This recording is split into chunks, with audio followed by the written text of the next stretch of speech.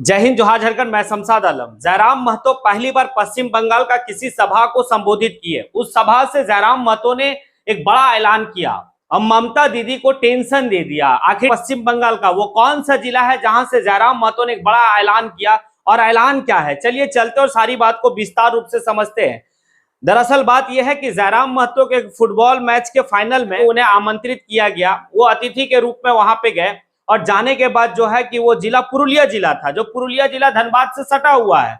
अब इस दरमियान में आप ये देखेंगे कि जयराम महतो ने जो बात कहा वो बहुत बड़ी बात कहा। झारखंड अलग की लड़ाई जब लड़ी जा रही थी तो सबसे ज्यादा झारखंड की लड़ाई में अगर कोई शहादत दिए थे तो इसी पुरुलिया जिला का मान बाजार और बड़ा बाजार के लोग शहादत दिए थे। और ये हिस्सा एक झारखंड का हिस्सा था और वो 4 जिला का नाम बताते हैं: पुरुलिया जिला, मिदनापुर, झारग्राम और बांकुड़ा। ये 4 जिला को जो है कि झारखंड में मिलाना चाहिए और एक ग्रेटर झारखंड की गठन होनी चाहिए। जयराम महतो ये भी बात कहे कि झारखंड अलग की लड़ाई में जो है कि हमारे पूर्वज इस मांग को लेकर चले थे कि इन जिलों को जो है कि झारखंड में शामिल किया जाए और झारखंड का ही हिस्सा है वो जिला। अब वो जिला 4 जिला है। जयराम महतो ये भी कहते हैं कि जब मैं सदन जाऊंगा तो इस मुद्दा को लेकर जरूर जो है कि मैं सदन में बात रखूंगा। आने वाले वक्त में जो है कि हमारी ये प्रयास होगी कि ये 4 जिला को जो है कि झारखंड का एक हिस्सा बनाया जाए। जयराम महतो ये भी कहा कि अगली बार मैं जब यहां पर फिर से आऊं, ये बात तो जयराम महतो का है, लेकिन जो भीड़ से आवाज आया वो ये आया कि अगली बार जब जयराम महतो यहां आएंगे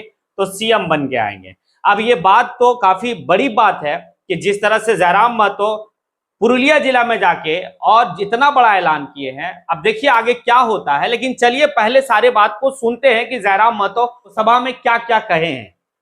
आज जब भी पुरुलिया का जिला हो, झारग्राम जिला हो या बांकुड़ा का जिला हो, आज भी कहीं ना कहीं लगता है कि झारखंड का हिस्सा है। तो क्या आप लोग तैयार हैं? क्योंकि फिलहाल झारखंड में एक नई आवाज आई है। भले आपसे हम महान लोग से पूछ रहे थे तो आधे लोग जान रहे थे, हाँ आपको पहचानते हैं, देखे हैं। तो आपको जानकारी होना चाहिए, झारखंड में हम लोग एक जोरदार आंदोलन किए हैं और उस आंदोलन का परिणाम ये हुआ है कि झारखंड के इतिहास में फर्स्ट टाइम कोई लड़का जिसका उम्र 29 साल है, उसने लोकसभा के चुनाव में 3.5 लाख वोट लाया है, वो भी इंडिपेंडेंट। तो झारखंड के इतिहास में पहली बार हुआ है जब नेताओं के सपनों में भूत की कहानी नहीं आती है, राजा रानी की कहानी नहीं आती है, नेताओं के सपने में टाइगर जयराम महतो आते हैं। तो इसलिए अगर आप लोग तैयार हैं, जो भी टुकड़ा सुबह रेडी थाके, तो एक बार फिर से 24 सालों के बाद जो आवाज दब गई थी, जिस आवाज को शांत किया गया था, वो आवाज फिर से उठेगी। उस आवाज का नाम रहेगा द ग्रेटर झारखंड। आज की युवा पीढ़ी समझ रही है ग्रेटर झारखंड का मतलब क्या है। आज के आधुर से चला छनारा बोटे तुम्हारा बुझते पारी कि ग्रेटर झारखंड माने की सोनी सोबिन बुझे पा रहा कि ग्रेटर झारखंड किना है क्या। ग्रेटर झारखंड मतलब जब आज से कई सालों पहले हमनी के बाप दादा झारखंड राज्य की अलग लड़ाई लड़ा थे और में पश्चिम बंगाल के कुछ हिस्सा, उड़ीसा के कुछ हिस्सा ग्रेटर झारखंड के पार्ट है। लेकिन आज दुर्भाग्य की बात है, सबसे ज्यादा आंदोलन पुरुलिया के धरती में, मानभूम के मान बाजार के धरती में, लेकिन वो हिस्सा झारखंड ना बने। तो कहीं ना कहीं आज भी उस पीड़ा के हमने देखे पाओ है। तो इस बात का आप लोग समर्थन करते हैं कि भविष्य में बृहद झारखंड की बात को एक ऊंचे पटल पर उठाया जाए। ऐसा तो नहीं कि आप लोग को दीदी से प्रेम हो गया है, नहीं, क्योंकि अभी आपकी सरकार दीदी है, ममता दीदी है, लेकिन आप याद रखिए आपका इतिहास झारखंड से रहा है। तो अगर आपको लगे कि नहीं एक बार वो आवाज उठनी चाहिए तो नो डाउट एक बार फिर से वो आवाज उठेगी। उस आवाज का नाम रहेगा बृहद झारखंड, जो हमारे पूर्वजों की आवाज थी। क्योंकि ये खेल का मैदान है, इसलिए राजनीति की बात नहीं करेंगे, खेल। सबसे पहला बात, खेल का मतलब ही होता है मेल।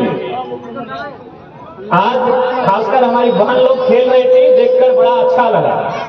क्योंकि आज जो घटनाएं आप देखते हैं चाहे वो घटना दिल्ली में हो, निर्भया के रूप में बंगाल में हो या झारखंड में हो, जब बेटियों के साथ इस प्रकार की घटनाएं देखते हैं तो बड़ा दुख होता है, बड़ा खेद होता है। तो इसीलिए हम बहन लोग के संदेश देना चाहेंगे कि यदि उन घटनाओं से आपको बच के रहना है, उन घटनाओं का यदि आपको सामना होता है और उनसे बच के रहना है, तो हम प्रयास करेंगे कि आप लोग प्रयास करिए कि आज जिस प्रकार बहन लोग फुटबॉल के मैदान में अगर अपना पराक्रम, अपना शौर्य दिखा रही हैं, ऐसा ही पराक्रम अपने जीवन में भी दिखाएं। देखिए आज जो घटनाएं, क्योंकि ये लड़की लोग का मैच था, बहन लोग का मैच था, इसलिए हम थोड़ा सा नारी सुरक्षा पे बात करेंगे। आज जो घटनाएं घटती हैं, नो डाउट उसमें सरकार ही नहीं, हमारे संस्कार की भी दोष है। केवल अगर हम लोग सरकार को दोष देने जाएंगे, सरकार के माथे सारा ठिका फोड़ने जाएंगे तो उचित नहीं होगा। कुछ दोष हमारे संस्कार में भी है। तो बहनों से हम यही संदेश देंगे कि आप लोग भी थोड़ा प्रयास करिए, क्योंकि आज थोड़ा सा बहन लोग भी देखते हैं मोबाइल की दुनिया में खो गई है, इंस्टाग्राम फिल्टर्स की दुनिया में खो गई है। तो आप लोग दुनिया से बाहर आइए। आज हमारी बहन लोग चांद की तरह अपने आप को दिखाना चाहती है। देखिए चांद का संबंध चकोर से होता है, तो ठीक उसी प्रकार यदि हमारी बहन लोग आप अपने आप को चांद की तरह दिखाना चाहेंगे तो चोर लोग आपको नजर उठा के देखेंगे। आप अपने आप को सूरज बनाओ, उनकी आंखें भस्म हो जाएंगी, उनकी आंखें स्वतः ही भस्म हो जाएंगी। तो ये संदेश मेरा बहन लोग के लिए होगा। अच्छा लगा कि आप फुटबॉल के मैदान में खेली और हमने सबसे पूछा तो 8वीं क्लास में पढ़ रही है, 9वीं क्लास में पढ़ रही है, कॉलेज वाली है। तो अच्छा लगा कि यानी 8वीं क्लास यानी 14 साल 15 साल 16 साल की बहन लोग हैं। तो बड़ा अच्छा लगा कि आप उस दुनिया से बाहर आए हैं जिस दुनिया को हम लोग मोबाइल कहते हैं, क्योंकि आज हमारी दुनिया मोबाइल हो चुकी है। आज प्राइवेसी के नाम में, प्राइवेट के नाम में हम इतने प्राइवेट हो गए हैं कि हमें मालूम ही नहीं कि हमारे गांव के बगल से होकर कौन सी नदी गुजरती है।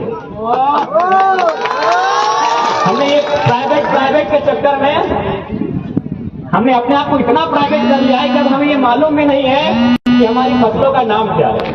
हमारे जो खेतों में सब्जियां उगाई जाती है उसका नाम हम भूल चुके हैं। तो मेरे ये कहने का मतलब है कि खेल की दुनिया में आइए, खेल के मैदान में आइए, खेल को खेलिए। इससे आप शारीरिक मजबूत होंगे, इससे आप मानसिक मजबूत होंगे और जीवन की हर एक परिस्थितियों का आप सामना करेंगे। और एक बात तो स्पष्ट है कि अगर हम खेलने वाले हैं तो उनको गरीबी छू सकती है, लेकिन याद रखिएगा बीमारी कभी नहीं छू सकती। जो खेलते हैं ना उनको गरीबी नहीं छू सकते, वो गरीब हो सकते हैं लेकिन वो बीमार नहीं हो सकते। आज मैं आपको अपनी कहानी बता रहा हूं, हम भी आपकी तरह खिलाड़ी हैं। इसीलिए आज पूरे बीते 2 सालों में झारखंड में लगभग हम 4000 सभा किए।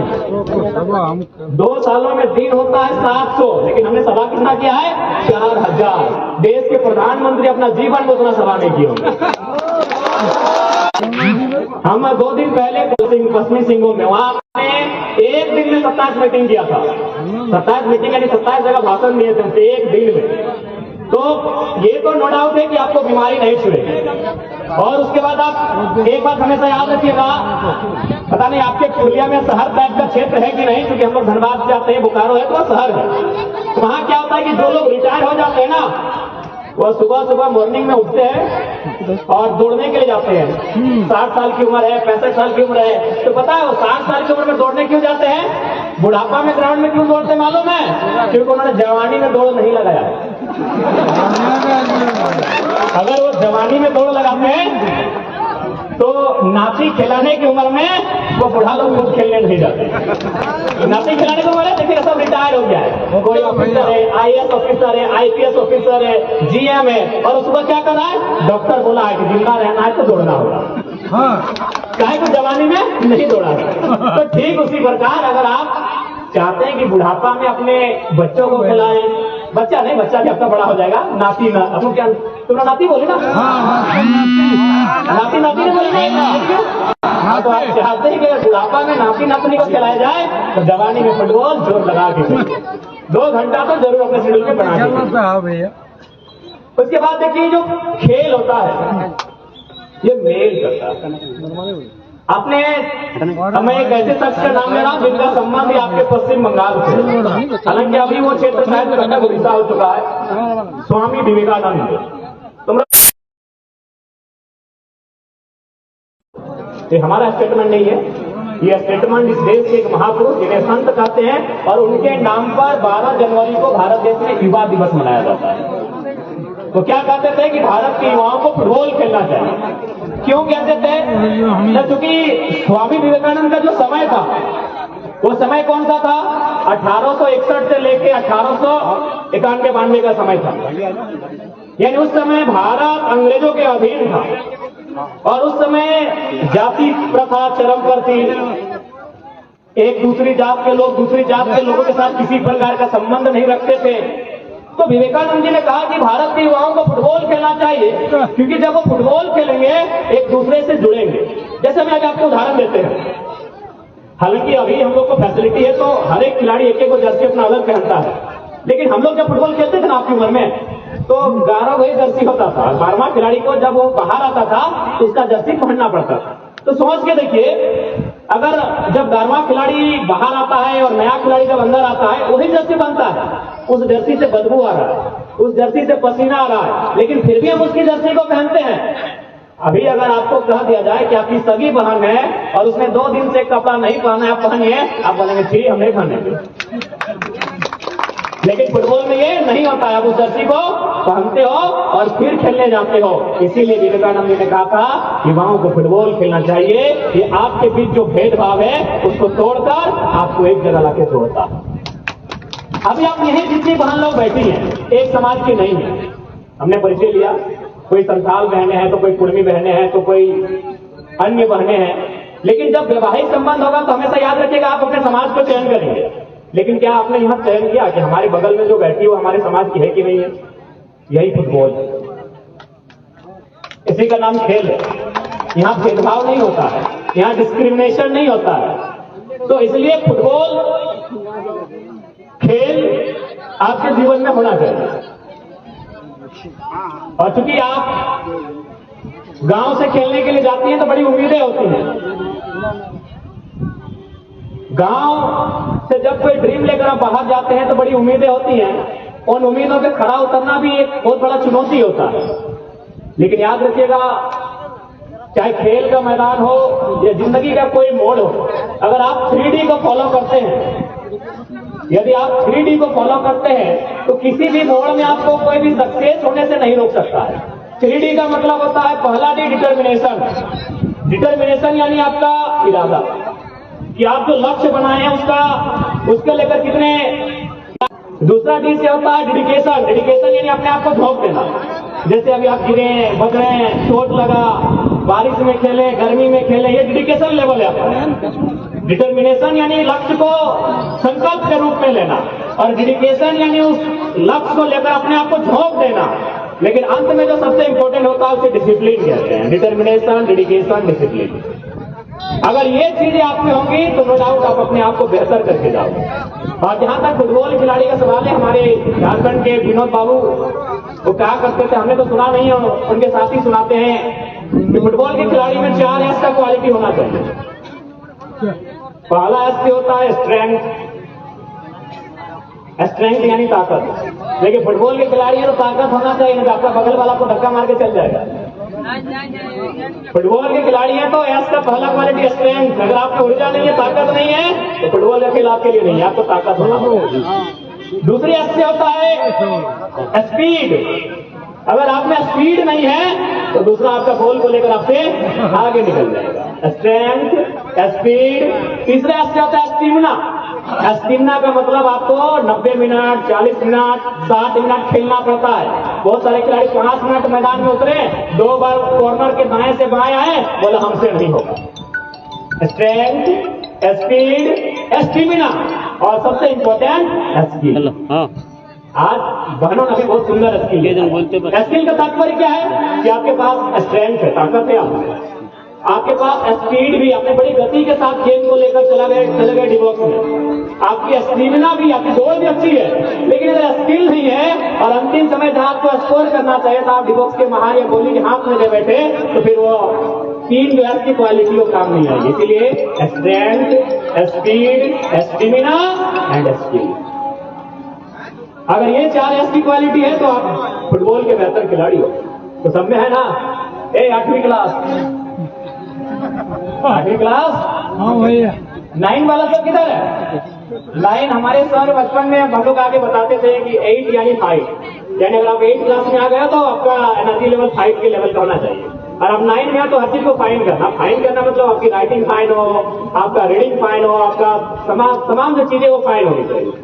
तो साथ ही साथ देखिए, खेल के साथ साथ एजुकेशन में भी आपको अव्वल होना है, क्योंकि आज जिस दौर से हम लोग गुजर रहे हैं हमें विकल्प लेके चलना पड़ता है। हम और आप मिडिल क्लास फैमिली से हैं, इस बात को भी हमें देखना पड़ता है।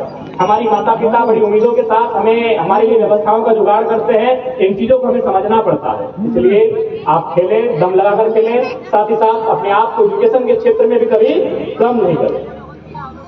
और ज्यादा समय ना लेंगे क्योंकि पुरस्कार वितरण भी होना है। जहां तक खेल का प्रश्न है, खेल बहुत सीख दे के हमें जाता है।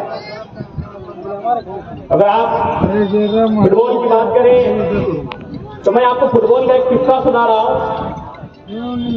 आज के डेट के तो बच्चे नेमार को जानते हैं। देखिए, बहन लोग भी नेमार बापे की दस्ती बनी है।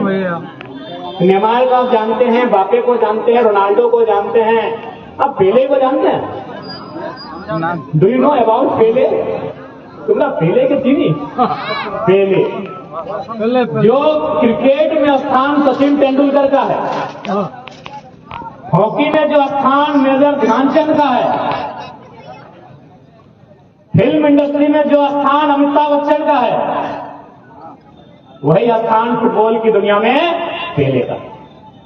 पेले की एक घटना थी, वो 3री क्लास में पढ़ते थे। जब वो 4थी क्लास में चले गए तो उनको स्कूल से निकाल दिया गया। निकालने के 2 कारण थे।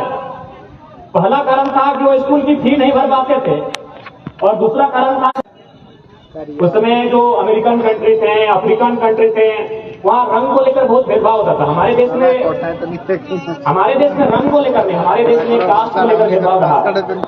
तो पहले ने क्या किया, स्कूल को छोड़ा और फुटबॉल की दुनिया में इतना मेहनत किया कि आज जब तक दुनिया रहेगी तब तक फुटबॉल रहेगा और पेले का नाम स्वर्णिम अक्षरों में रहेगा। तो आपकी जिद आपको तय करती है कि आप कहां तक जाएंगे। जो शख्स स्कूल से ड्रॉप आउट कर दिया गया था, आज वह हजारों स्कूलों में चीफ गेस्ट बन के जाता है, क्योंकि उसका समर्पण था, उसका जिद था। और विश्वास कीजिए, आप जिस उम्र में हो आप कुछ भी कर सकते हो। आप जिस उम्र में हो ना, आप कुछ भी कर सकते हो। आप 8वीं क्लास में हो, आप 9वीं क्लास में हो, यानी आप 14 साल के हो, आप 15 साल के हो, आप 16 साल के हो। इस उम्र में अगर आप क्रॉस कर जाते हैं तो फिर हमें लगता है कि बैक नहीं होगा। इसलिए आपको जो भी करना है, अपने टारगेट को यहीं से फुलफिल करना होगा, अपने टारगेट को यहीं से निर्धारित करना होगा और उसकी ओर बढ़ना होगा। आपने नेपोलियन बोनापार्ट का नाम सुना है? नेपोलियन बोनापार्ट 8वीं class, jersey number 2, Napoleon Bonaparte का नाम सुनिए। नेपोलियन बोनापार्ट जिस प्रकार भारत देश में जो स्थान सरदार वल्लभ भाई पटेल का है, भारत देश को एक करने में किनका योगदान है? सरदार वल्लभ भाई पटेल। लोह पुरुष वल्लभ भाई पटेल, उनको आपने पढ़ा है। वही स्थान नेपोलियन बोनापार्ट का अपने देश फ्रांस के लिए। लेकिन ये कहानी उनके सेना की नहीं और उनकी लड़ाई की नहीं, ये कहानी उनके बचपन की है। नेपोलियन बोनापार्ट, जिस प्रकार आप फुटबॉल खिलाड़ी बनना चाहते हैं तो फुटबॉल से आपको प्रेम होता है, आप फुटबॉल के साथ सोते हो, फुटबॉल के साथ घूमते हो, आपके बिस्तर में फुटबॉल होता है, आपके तकिए के नीचे खेल का सामान होता है। तो नेपोलियन बोनापार्ट को बचपन से ख्वाहिश थी कि हम उस देश का एक दिन सेनापति बने, राजा बने। तो बचपन से वो एक छोटा सा छुरी लेकर अपने जेब में घूमते थे। तो एक दिन उनकी माँ उन्हें लेकर एक ज्योतिष के पास गई। आप क्यों ना बुझते पारी ज्योतिष माने की? ज्योतिष माने गणक, যে আমাদের হস্তটা দেখে পরে ভবিষ্যবাণী করে कि तुम्हारे ছেলেটা এই बनবে, তুমি मास्टर, তুমি डॉक्टर, তুমি इंजीनियर। तो नेपोलियन बोनापार्ट की माँ उनको लेकर एक ज्योतिष के पास गई और उस ज्योतिष से नेपोलियन बोनापार्ट के हाथ को देखने के लिए कहा कि इनके हाथ को देख के बताइए इनका भविष्य क्या होगा। उस ज्योतिष ने उनके हाथ को देखा, ऐसे पलटा, दाएं बाएं किया और बोला इसका लाइफ बड़ी खराब होगा, इसका लाइफ बड़ी चौपट है। याद है, जीवन हमें दो में सॉन्ग कर। बोला आप ऐसा क्यों बोल रहे हैं महाराज? बोला आपकी हाथ की जो लकीरें हैं वो ऐसे हैं, इसीलिए ऐसा ही होगा। तो नेपोलियन बोनापार्ट उनकी उम्र आपके ही जैसा था, आज भी तुम्हारी जैसा उसका उम्र था। तो कहा अगर मेरे हाथ में लकीरें नहीं होती तो क्या होता? बोला ये तो विधि का विधान है, तुम्हारे हाथ में लकीरें हैं मतलब हैं। बोला अगर नहीं होता तो क्या होता? बोला नहीं होता तो अलग बात है, लेकिन अभी लकीर है तो है, ये विधि का विधान है। नेपोलियन बोनापार्ट ने मिनट का भी समय नहीं गंवाया, जो छोटा सा छुरा वो यहाँ लगा के रखते थे उसको निकाला, अपने हाथ में यहाँ रखा, एक बार ऊपर से और एक बार नीचे से, और कहा मेरे हाथ की लकीरें ही नहीं है, मेरे हाथ में लकीरें ही नहीं है। उस ज्योतिष ने कहा कि जिस नौजवान एक लड़का लड़की दोनों, जिस युवा में इतना जिद हो, इतना जुनून हो, वो काल के कपाल में लिखे को टाल सकता है। आप उसी उम्र में, इसीलिए कोई एक्सक्यूज नहीं, कोई बहाना नहीं कि ये काम हमसे नहीं होगा, ये टफ है, ये थोड़ा हार्ड है, ये मत कहिएगा कि मेरी किस्मत में तुम नहीं शायद। ये किस्मत की बात उस दिन क्या करते हैं, जो शेरदिल होते हैं वो अपनी किस्मत अपने हाथों से बनाते हैं। आप उम्र के उस पड़ाव में हो जहां आपकी जुबान से किस्मत की बातें अच्छी नहीं लगेगी। तो इसलिए आज हमारा आपको यही संदेश होगा, और अंत में यही कहेंगे, दोनों टीमें खेल में बहुत अच्छा खेली, हार जीत तो हिस्सा है, अगला हिस्सा है कि खेल के हिस्सा पार्ट ऑफ गेम। तो दुख माने ना है, जो जीती गला अपनी के बधाई, और जो हारी गला अपनी के आगू बचल खातिर बधाई। अच्छा जितला के तनी हाथ खड़ा करा, टोनी जितला पूरा टीम लेकिन देखने से जूनियर देखा बड़ो दीदी के लिए टोनी के गिफ्ट कर दो कि टोनी दी जूनियर के लिए 8वां क्लास है, 8वां क्लास में बड़ो। अच्छा तो और दौड़ बाटे 8वां क्लास हो, तो जो बांग्ला कहीं बांग्ला जे चैंपियन बटे वाके बधाई, जे रनर बटे ताके बधाई। और क्योंकि हमने ये भी देखा कि थोड़ा सा मैदान के बीच आपके भी संघर्ष हुआ, लेकिन अंतर खेल की जीत तभी होती है जब आप एक दूसरा माहौल में खेलते हो।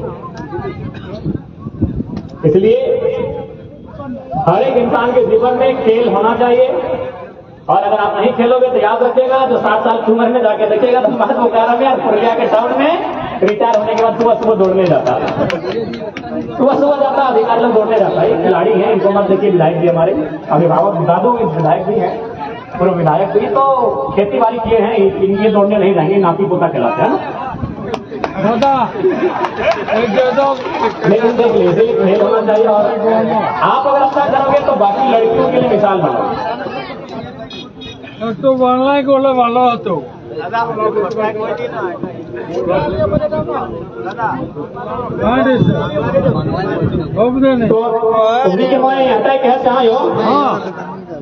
खूब भालो खेलला और आगो खूब भालो खेलिया, और साथ ही साथ यहाँ के मानुष गिला हकतीन दोमे भालो मानुष, ऐसे भी बंगाले कहल गेला माय माटी और मानुष।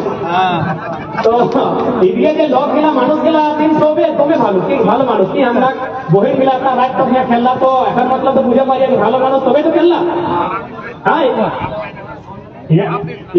जगह है ये भालो मानुष अभी तबे तुम ये रात तक खेलला ना की मैं तो बेटी चुआ सांझ हेल बाद घर से बाहर नहीं जाती, तोरा नहीं सब এখন फुटबॉल खेला এখন এত রাত হয়ে গেলে তাও তুমি খেলতে আইয়া, তো এক মানুষ খেলা তুমি ভালো, ভারী প্রশাসন যেতে লোক विधि व्यवस्था तुम्हें ভালো लोग, ऐसे भी बंगाली लोग तुम्हें भालो।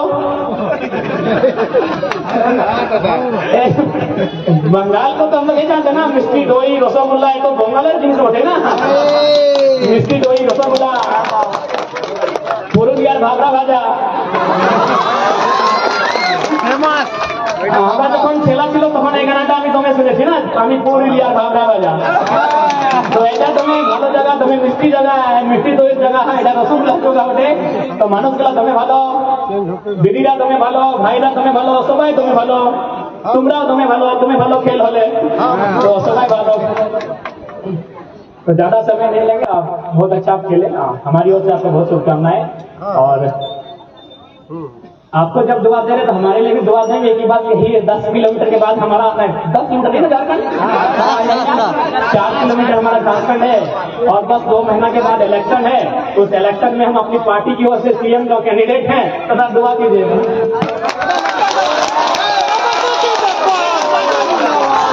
दुआ कीजिएगा जब अगली बार हम बंगाल की धरती में आए तो या तो अपना सीएम बन के जो भी हो दुआ कीजिएगा। और निश्चित है आपके जो हाँ बंगाल में तो हम जिले बोले, ये जो 4 जिला है पुरुलिया, बांकुड़ा, झारग्राम, मेदिनीपुर, इस चारों जिला के लिए हम आवाज उठाएंगे, ये झारखंड का पार्ट है। क्योंकि सच्चाई है ना गुरु जी, सबसे ज्यादा जो शहादत हुआ है ये मानभूम में हुआ है, पुरुलिया में हुआ। सबसे ज्यादा जो शहादत हुआ है अलग झारखंड के टाइम हुआ इसी पुरुलिया में हुआ है, मान बाजार में हुआ है, बड़ा बाजार में हुआ है सबसे ज्यादा, लेकिन उसको कुछ नहीं मिला। जहां सबसे ज्यादा संघर्ष हुआ है उसे आज कुछ नहीं मिला है। इसलिए आप जब भी हम लोग सदन तक जाएंगे उस सदन में इस बात को रखेंगे कि बंगाल के इस हिस्से को ग्रेटर झारखंड में मिला जाए। ठीक है, बाकी आप सभी को बहुत बहुत शुभकामनाएं आपके फ्यूचर के लिए। और अंत में एक सुंदर सी पंक्ति थी, उससे से विदाई लेंगे कि जीत पक्की है, कुछ करना है तो डटकर चल। जीत पक्की है, कुछ करना है तो डटकर चल, जमाने से जरा हटकर चल। लीक पर तो सभी चलते हैं, कभी इतिहास बदल कर चल। बिना काम के मुकाम कैसा, बिना मेहनत के दाम कैसा। बिना काम के मुकाम कैसा, बिना मेहनत के दाम कैसा। और जब तक ना मिले मंजिल राह कर अपने कर्मों से तू प्यार कर, मिलेगी मंजिल तेरी, ना किसी का इंतजार कर। सोच मत साकार कर, अपने कर्मों से तू प्यार कर, मिलेगी मंजिल तेरी, ना किसी का इंतजार कर। जो चले थे अकेले आज उनके पीछे मेले हैं, और जो रह गए इंतजार करते करते उनकी जिंदगी में आज भी झमेले हैं। कुछ बनना चाहते हो, कुछ करना चाहते हो, अपनी पहचान अलग बनाओ। भीड़ के साथ चलोगे, भले भीड़ में तो डर नहीं लगेगा, लेकिन पहचान भी नहीं मिलेगी।